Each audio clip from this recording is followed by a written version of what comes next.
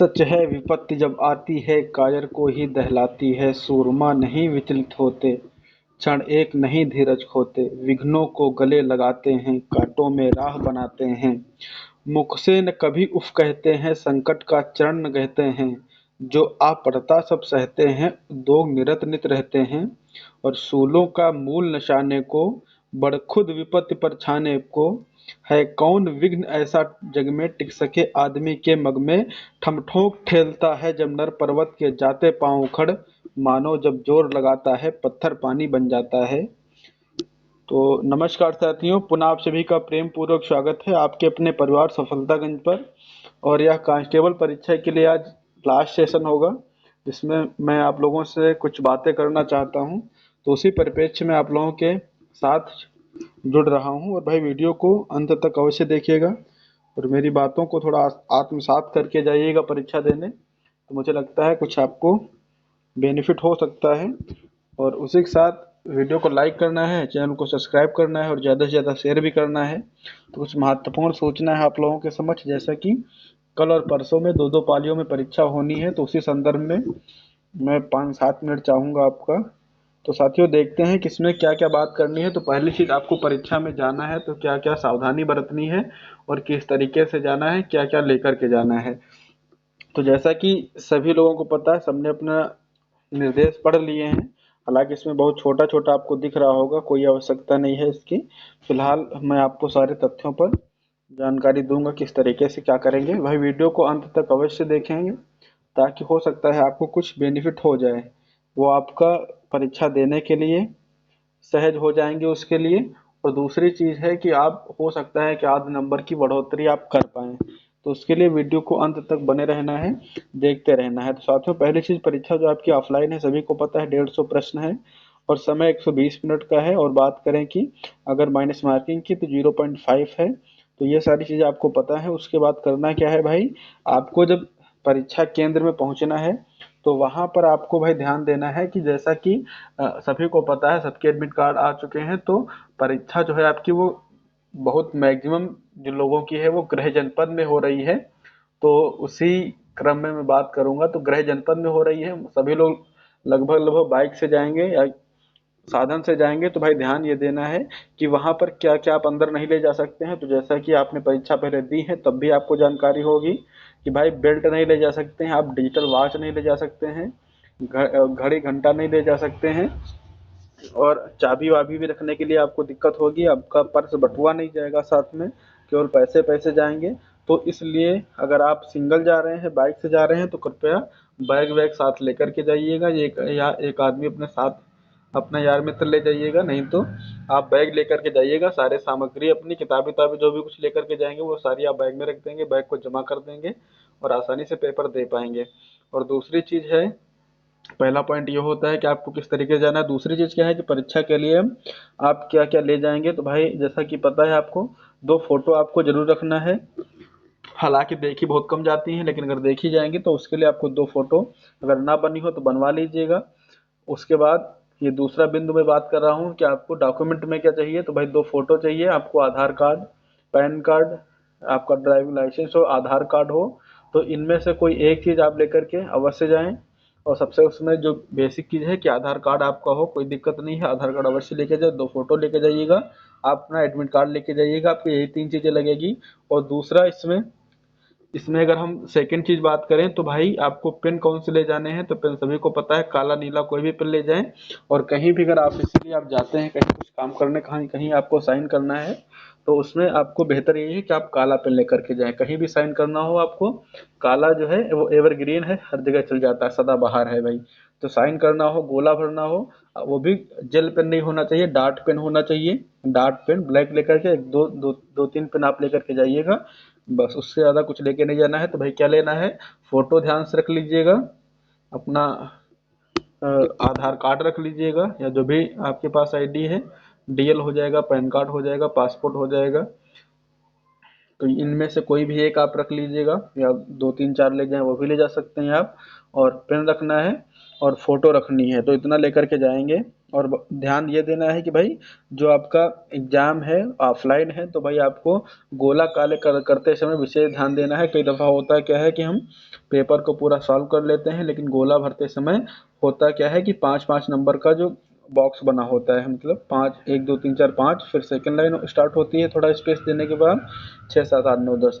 तो ये ध्यान देना कि भाई पाँच की जगह पर छः से भरना ना स्टार्ट कर देना, वरना पाँच गोले आपके सही क्वेश्चन गलत हो जाएंगे। बात को समझ पा रहे होंगे। जैसा कि आप देखते हैं कई दफ़ा होता है कि हमें भरना था 10 से या 11 से, हमने भरना शुरू कर दिया 10 से, तो भाई होगा क्या कि 11 वाला 10 में हो जाएगा, 10 वाला हो जाएगा 9 में। इस तरीके से पाँच पाँच गोले आपके गलत होंगे, पाँच क्वेश्चन आपके गलत होंगे। पाँच क्वेश्चन मतलब आप समझ सकते हैं 12.5 नंबर।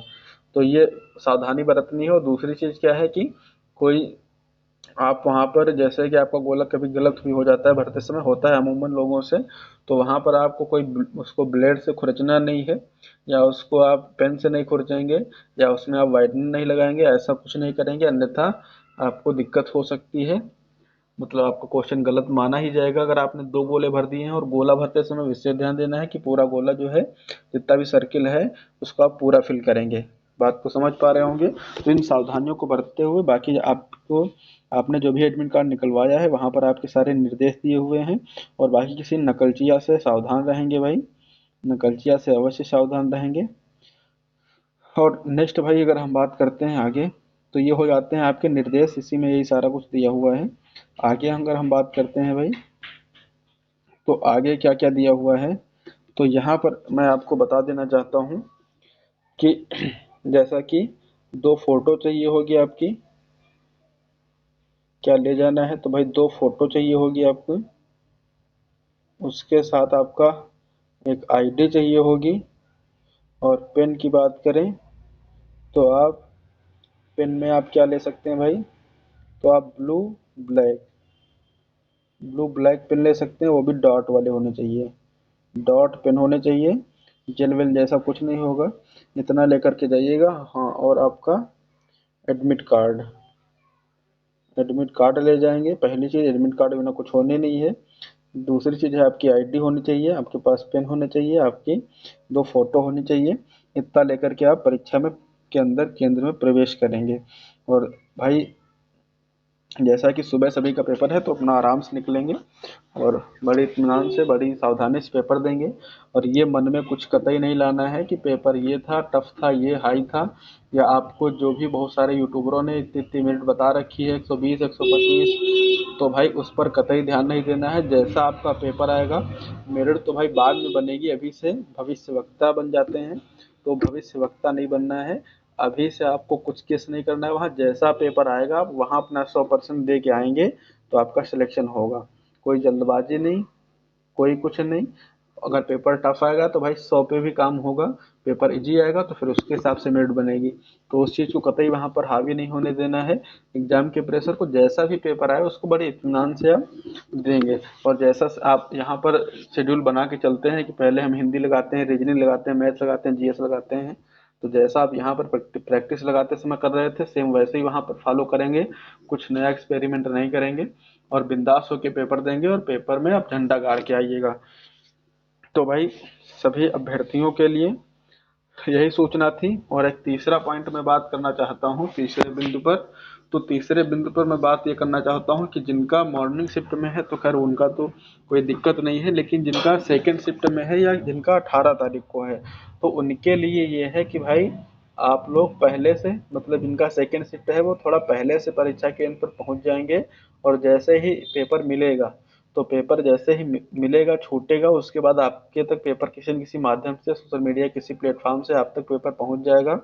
तो उस पेपर को देखते हुए आप लोग वहां से, मतलब क्वेश्चन को देख सकते हैं कि रचना कौन सी पूछी जा रही, किस कवि की पूछी जा रही है, किस युग से पूछी जा रही, छायावाद से पूछी जा रही, द्विवेदी युग से पूछी जा रही, भारतेंद्र युग से पूछी जा रही, या कौन सा साहित्य पुरस्कार पूछा जा रहा है, वो साहित्य अकादमी पूछा जा रहा है, या ज्ञानपीठ पूछा जा रहा है, व्यास सम्मान पूछा जा रहा है, बाल पुरस्कार पूछा जा रहा है, या युवा साहित्य सम्मान पूछा जा रहा है। तो इनको भाई पहुंचने के बाद आपको ज्ञात हो जाएगा कि जैसे मॉर्निंग में आया हुआ है साहित्य अकादमी पुरस्कार, तो हो सकता है कि शाम को भी वहीं से क्वेश्चन आए। तो या ज्ञानपीठ पूछ ले, या तो वहां पर पूछ सकता है युवा पुरस्कार। इसका मतलब क्वेश्चन पुरस्कार से तो आएगा ही आएगा।